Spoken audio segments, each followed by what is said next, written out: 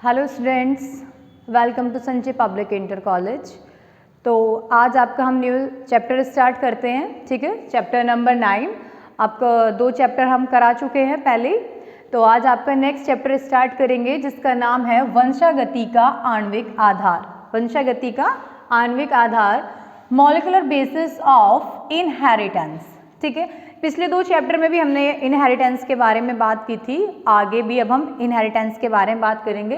किसके बेस पर? मॉलिक्यूलर्स के बेस पे। ठीक है, तो हम बात करते हैं किसकी? डीएनए की। डीएनए क्या होता है? ठीक, बताइए डीएनए क्या होता है? डीएनए की फुल फॉर्म क्या होती है? Deoxy ribo nucleic acid. Deoxy ribo nucleic acid, इसको हम पॉलीमर भी बोलते हैं। पॉलीमर, पोली का मतलब क्या होता है? पोली का मतलब होता है एक जैसी बहुत सारी चीजें, बहुत सारे अणु, पॉलीमर। तो पॉलीमर से यहाँ पर क्या मतलब है? पॉलीमर से मतलब है कि एक जैसे बहुत सारे अणु मिलकर एक चेन की फॉर्म में बनाते हैं, तो इसलिए हम डीएनए को पॉलीमर बोलते हैं। क्लियर? क्या बोलते हैं हम? पॉलीमर। डीएनए की खोज किसने की थी? डीएनए की खोज की थी 1869 में फ्रेडरिक निशर ने। किसने? फ्रेडरिक निशर ने। आप लोग नोट कीजिएगा साथ के साथ। डीएनए की खोज 1869 में फ्रेडरिक निशर ने की थी। ठीक है, तो आपको बताती हूँ, जो डीएनए होता है इससे क्या होता है कि हम लोग टेस्ट कर सकते हैं फिंगरप्रिंटिंग द्वारा। उसमें भी डीएनए का यूज़ किया जाता है। फिंगरप्रिंटिंग में कहीं कुछ भी क्राइम हो जाए तो वहाँ क्या टेस्ट होता है? डीएनए का टेस्ट होता है। इससे हम पता लगा सकते हैं कि क्रिमिनल कौन है, किसने ये क्राइम किया है, वो सब। ठीक है, तो डीएनए की खोज 1869 में फ्रेडरिक निशर ने की थी। एक जैसे बहुत सारे अणु एक श्रृंखला में, एक चेन की फॉर्म में होते हैं, इसीलिए इसको क्या बोलते हैं? डीएनए, यानी कि एक श्रृंखला में होता है। ठीक है, तो हम बात करते हैं डीएनए की लोकेशन की। ठीक है, लोकेशन की बात करते हैं। इसकी स्थिति सेल के अंदर कैसी होती है? Location of DNA in the cell. Cell के अंदर क्या होता है? सेल 2 टाइप की होती है। ठीक है, 2 प्रकार की होती है, prokaryotic and eukaryotic cells. Prokaryotic cells में क्या होता है? वही बैक्टीरिया वगैरह, एल्गीज वगैरह जो सब होते हैं। ठीक है, इसमें क्या होता है? Prokaryotic cells and eukaryotic cells. Prokaryotic cells में जो न्यूक्लियस होता है वो पूरी तरीके से विकसित नहीं होता, उसके अंदर न्यूक्लियस का अभाव होता है, तो उसके अंदर डीएनए उसके सेल में ही प्रेजेंट होता है। ठीक है, जो प्रोकैरियोटिक सेल्स होती हैं, प्रोकैरियोटिक सेल्स के अंदर डीएनए जो होता है सेल के अंदर होता है। क्लियर? उसमें न्यूक्लियस का अभाव होता है। अब हम बात करते हैं किसकी? Eukaryotic cells. यूकैरियोटिक सेल्स में तो आपको पता है न्यूक्लियस मिलता है। ठीक है, तो न्यूक्लियस के अंदर एक जाल की फॉर्म में डीएनए प्रेजेंट होता है। किसकी फॉर्म में? एक जाल। इस पे देखो मैंने नोट कर रखा है, लिखा हुआ है, आप लोग नोट कीजिएगा। डीएनए एक जाल के रूप में न्यूक्लियस में उपस्थित होता है। किसके अंदर? केंद्रक के अंदर एक जाल के रूप में। जो डीएनए होता है उसकी बहुत ज़्यादा लंबाई, बिल्कुल एक गुच्छे की तरह वो न्यूक्लियस के अंदर उपस्थित होता है। ठीक है, आगे एक ये नोट पॉइंट है, डीएनए की अधिकांश मात्रा किसके अंदर मिलती है? केंद्रक। किसके अंदर? न्यूक्लियस के अंदर मिलती है। डीएनए की अधिकांश मात्रा न्यूक्लियस के अंदर मिलती है। क्लियर? ठीक है, और यद्यपि कुछ मात्रा माइटोकॉन्ड्रिया में भी मिलती है। किसके अंदर मिलती है? माइटोकॉन्ड्रिया में। बट मेनली मिलेगा किसके अंदर? केंद्रक के अंदर या न्यूक्लियस के अंदर। ठीक है, आपको इतना समझ में आया कि डीएनए कहाँ मिलता है, डीएनए की फुल फॉर्म क्या होती है, डीएनए की खोज किसने की, ये सब आपको क्लियर हो गया। ठीक है, अब हम इसको आगे बढ़ाते हैं कि डीएनए होता कितने प्रकार का है। Types of DNA. ठीक है, टाइप्स ऑफ डीएनए। डीएनए एक तो होता है on the basis of shape, इसकी आकृति कैसी होती है, एंड नेक्स्ट होता है on the basis of structure. एक तो स्ट्रक्चर के बेस पर और दूसरा शेप के बेस पर। किस तरीके का होता है DNA? Number first, on the basis of shape. Shape के बेस पर हम देखेंगे कि ये कितने प्रकार का होता है। शेप के बेस पर ये 2 प्रकार का होता है। ठीक है, 2 टाइप्स का होता है। ठीक है, on the basis of shape. Number first is circular DNA. क्या? सर्कुलर डीएनए, जिसको हम बोलते हैं हिंदी में वृत्तीय, गोल, इस तरीके से। ठीक है, circular DNA. And next is linear DNA रेखीय, इस तरीके से कोई भी रेखा, ठीक है, इस तरीके से रेखा की फॉर्म में। नेक्स्ट क्या है, लीनियर डीएनए। तो on the basis of shape DNA 2 types का होता है, सर्कुलर डीएनए, हिंदी में वृत्तीय बोलते हैं, and next is linear DNA, जिसको हम क्या बोलते हैं, रेखीय। ठीक है, समझ में आ रहा आप लोगों को। नेक्स्ट है आपका second point, on the basis of structure. Structure के बेस पर कितने प्रकार का होता है डीएनए, स्ट्रक्चर के बेस पर देखिए, number first A DNA, second B DNA, third C DNA and fourth Z DNA. ठीक है, A B C D and E, 5 types का होता है। ठीक है, A DNA, B DNA, C DNA, D DNA and Z DNA. Clear. तो हम बात करते हैं अब ए डीएनए की। ए डीएनए जो होता है वो राइट हैंडेड होता है। क्या होता है, राइट हैंडेड।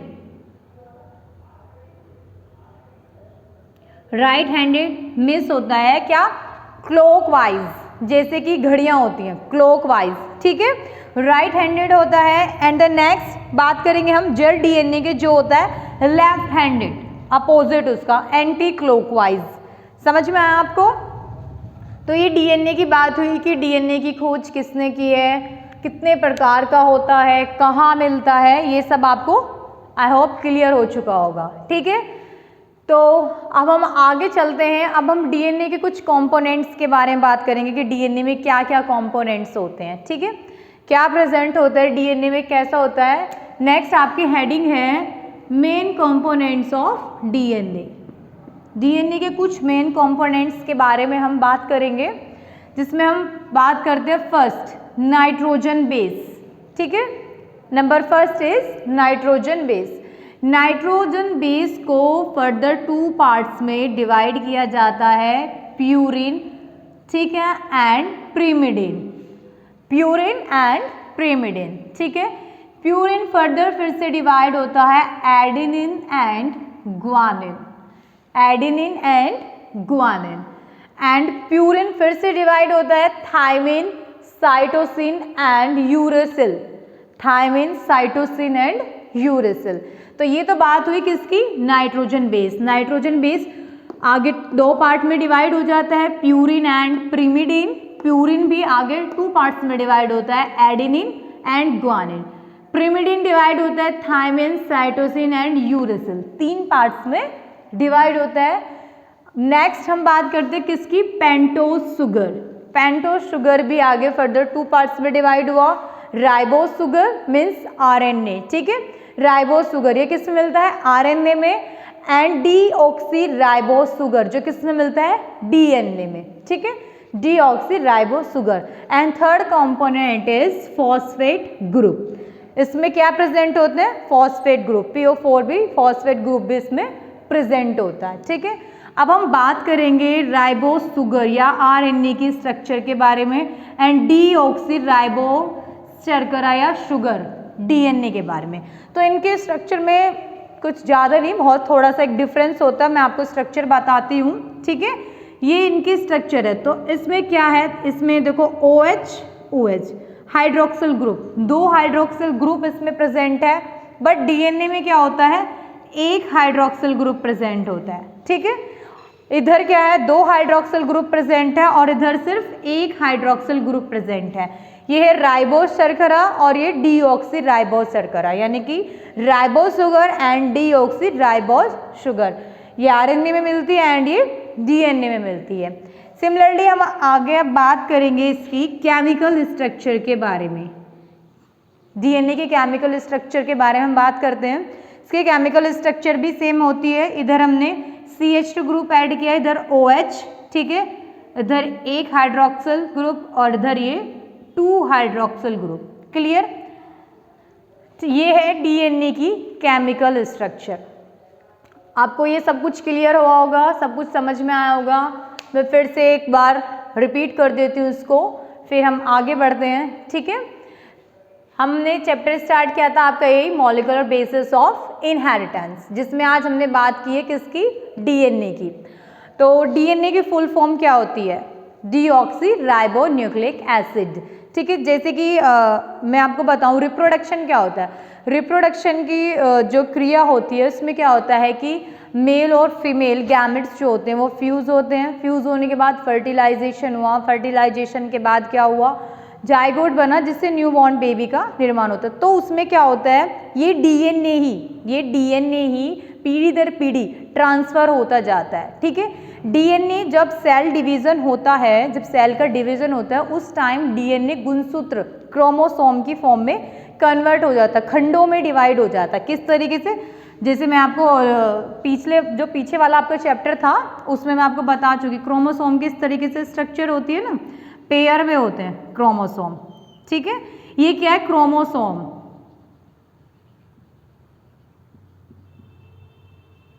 ठीक है, ये क्रोमोसोम्स है। तो ये जब सेल डिवीजन होता है, सेल का डिवीजन होता है उस टाइम डीएनए का भी डिवीजन हुआ और वो किस में कन्वर्ट हुआ, गुणसूत्र। तो गुणसूत्र, अब हम बोलते थे माता पिता के गुण किसके अंदर गए, आगे आने वाली जनरेशन में या आगे आने वाले जो बच्चे हो उनमें गए। तो वो किस तरीके से जाते हैं, क्या गुण होता है, क्या जीन होता है, मैं आपको बताती हूँ। इस तरीके से वो खंडों में जो डीएनए हुआ, सेल डिवीजन हुआ, उस तरीके से ये क्रोमोसोम में डिवाइड हुआ। ठीक है, क्रोमोसोम क्या होते हैं, गुणसूत्र।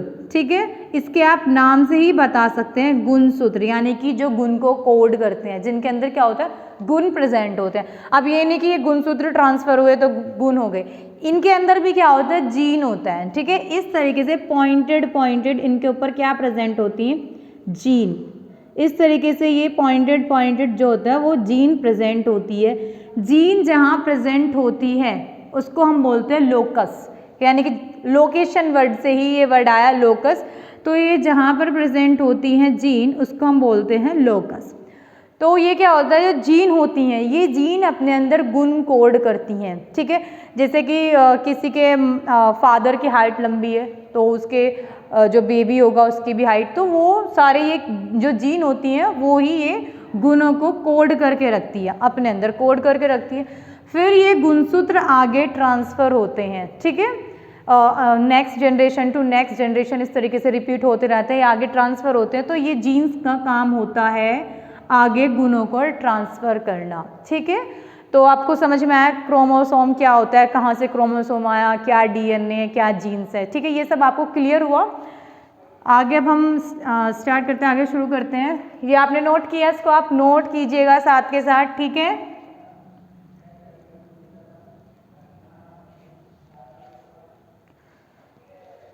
डीएनए आपको समझ में आया। डीएनए की खोज किसने की, 1869 में फ्रेडरिक मिशर ने की थी। डीएनए कहाँ मिलता है, इसकी लोकेशन क्या होती है, इसकी स्थिति क्या होती है, सेल के अंदर क्या स्थिति है, कहाँ है। तो सेल के अंदर इसकी स्थिति कैसे होती है, prokaryotic cells and eukaryotic cells. Eukaryotic cells में क्या होता है, न्यूक्लियस पूरी तरीके से प्रेजेंट नहीं होता, उसका अभाव होता है। तो न्यूक्लियस का जब अभाव हुआ प्रोकैरियोटिक सेल के अंदर तो डीएनए न्यूक्लियस के अंदर मिल गया, बट इसके अंदर क्या मिलेगा, सेल के अंदर मिलेगा। इधर न्यूक्लियस मिलेगा, केंद्र के अंदर डीएनए मिलेगा एक जाल की फॉर्म में, और इधर एक सेल के अंदर ही प्रेजेंट होगा। क्लियर, ये आपका नोट पॉइंट है। डीएनए की अधिकांश मात्रा केंद्रक में मिलती है, बट कुछ मात्रा आपको माइटोकॉन्ड्रिया में भी देखने को मिलती है। क्लियर, टाइप्स की अगर हम बात करें तो types on the basis of shape and on the basis of structure. On the basis of shape जो होता है 2 टाइप्स होता है, circular and linear. And on the basis of structure 5 types, A DNA, B DNA, C DNA and D DNA and Z DNA. ठीक है, जो ए DNA होता है वो राइट हैंडेड होता है। ठीक है, ये राइट हैंडेड होता है। ओह सॉरी, ये नोट गलत हो गया, हम बात करते हैं बी डीएनए की।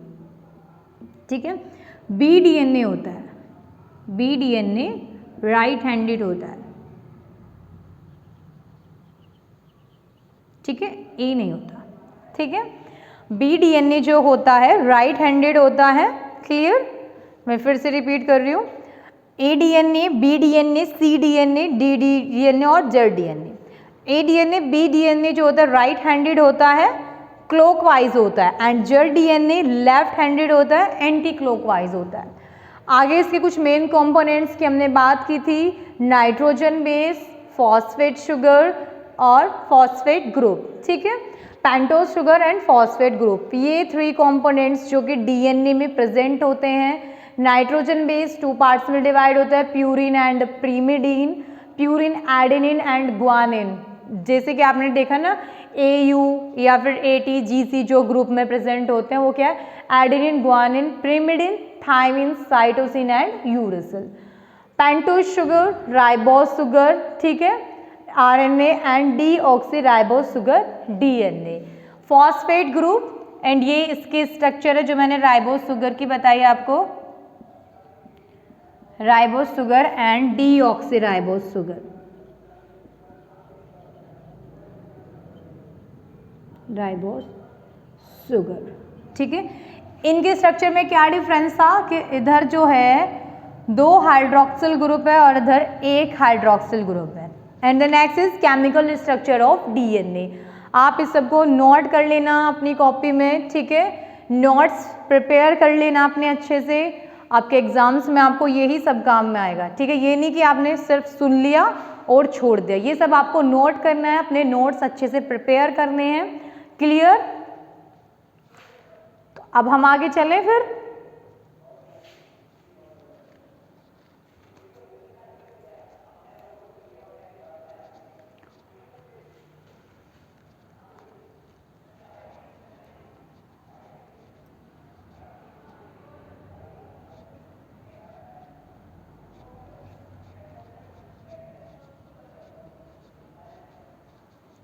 आप सब लोग इसको नोट कर लेना, अपनी कॉपी में लिख लेना, ठीक है, अच्छे से लर्न कर लेना।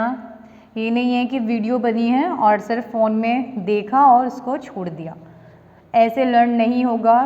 एक बार सुनोगे, दूसरी बार लिखोगे, फिर कॉपी के अंदर पढ़ोगे तो आपको ये सब लर्न हो जाएगा, सब याद हो जाएगा, क्लियर। ऐसे ही नहीं छोड़ना है, अपने नोट्स प्रिपेयर करना, अच्छे से नोट्स तैयार कर लेना अपने।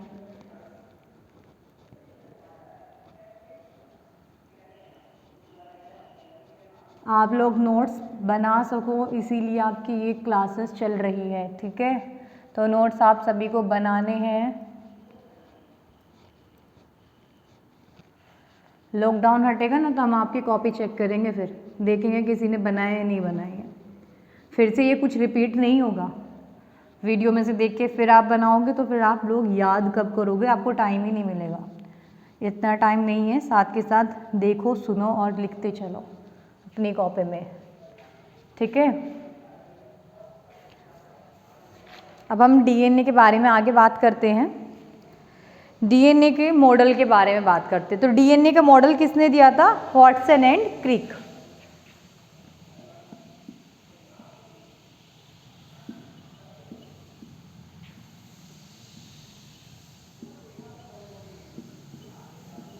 ठीक है, वाटसन एंड क्रिक मॉडल के बारे में हम बात करते हैं। Model, Watson and Crick model, ठीक है, इसके बारे में बात करते हैं। Wilkins, Franklin and strawberry, Wilkins, Franklin and strawberry ने ये जो मॉडल है वो दिया था एक्सरे डिफ्रैक्शन से। जो एक्सरे डिफ्रैक्शन होता है, एक्सरे डिफ्रैक्शन की विधि से इन्होंने बताया कि जो डीएनए जो होता है वो एक चेन की फॉर्म में बहुत सारे अणु से मिलकर बना होता है, ठीक है। 1953 में, पहले मैं इन साइंटिस्ट के नाम लिख देती हूँ।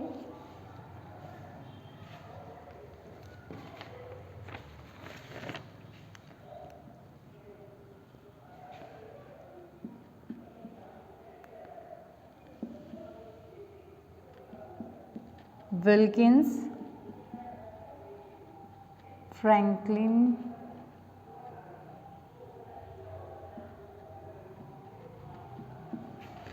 And strawberry.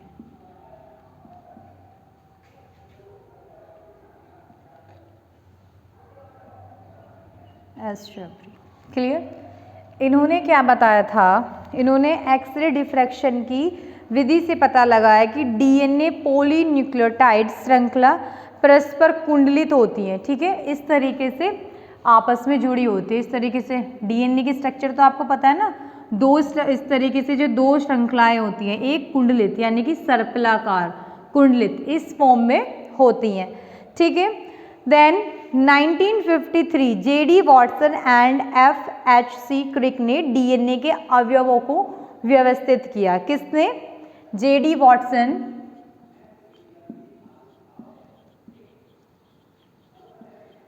एंड एफएचसी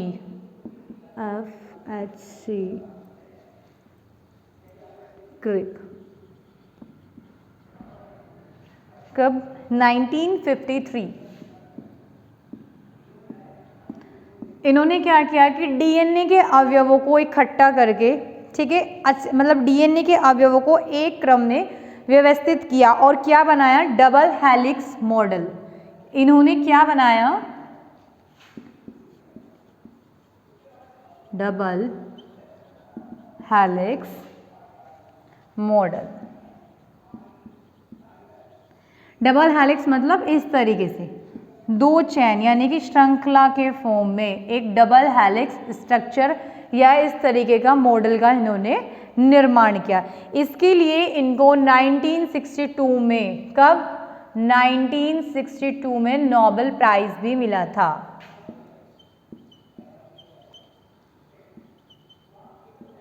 ठीक है, 1962 में इनको नोबेल प्राइज भी मिला था। ठीक है, एग्जाम में पूछा जाता है कि जो ये आपका वॉटसन एंड क्रिक मॉडल किसने दिया, कब दिया, या क्या है ये, इस मॉडल के बारे में पूछा जाता है। ठीक है, तो जेडी वॉटसन एंड एफएचसी क्रिक ने 1953 में डीएनए के अवयवों को एक ठीक प्रकार से व्यवस्थित करके किसकी फॉर्म में? एक डबल हेलिक्स यानी कि ये दो जो लाइन है, ठीक है, डीएनए की डबल हेलिक्स मॉडल तैयार किया इन्होंने। ठीक है, 1962 में इनको इसके लिए नोबेल प्राइज भी मिला है। तो हम इसकी स्ट्रक्चर देखते हैं किस तरीके की होती है। ठीक है,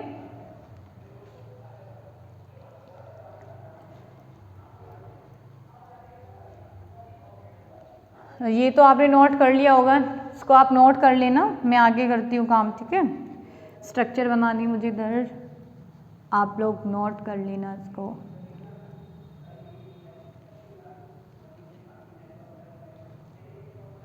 अब हम बात करते हैं डीएनए की स्ट्रक्चर के बारे में। ठीक है, यानी कि वॉटसन एंड क्रिक मॉडल के बारे में। डीएनए तो मैंने आप सबको बता रखा है कैसे बनाते हैं। ठीक है, आप लोग सब जानते हैं कैसे बनाते हैं। ठीक है, दो पेन लेके बनाते हैं कॉपी में, अभी मैं आपको ऐसे ही बना के दिखा देती हूँ।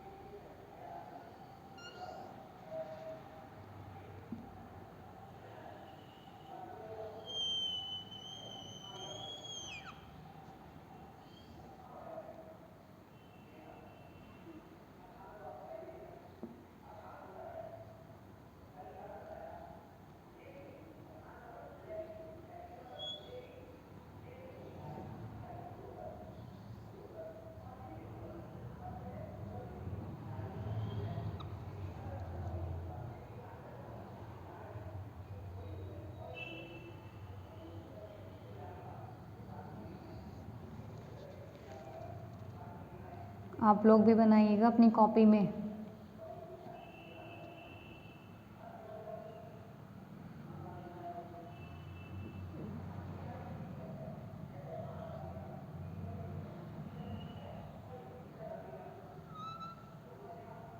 दो मार्कर से जल्दी बन जाता है ये, या फिर दो पेन्स हो तो जल्दी बन जाता है।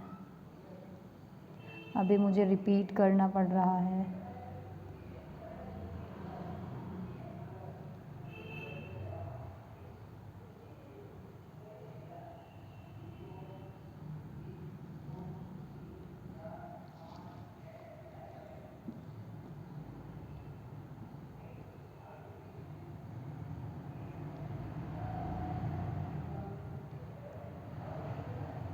लॉकडाउन में घर बैठे बैठे आप लोग आलसी मत बन जाना, अपने नोट्स बना लेना। मैं बार बार यही बात रिपीट कर रही हूँ, वरना एग्ज़ाम्स में आप लोगों को बहुत ज़्यादा परेशानी फेस करनी पड़ेगी। नोट्स अपने रेडी रखना आप लोग,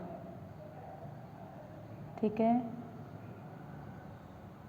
कुछ भी प्रॉब्लम है आप कमेंट कर सकते हैं, क्वेश्चन कर सकते हैं, स्कूल में आके पूछ सकते हैं, कोई प्रॉब्लम नहीं है।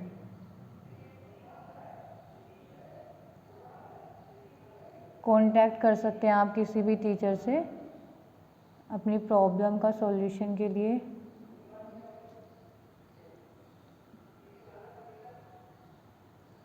डायग्राम्स अच्छे से बनाना और कॉपी में, ठीक है।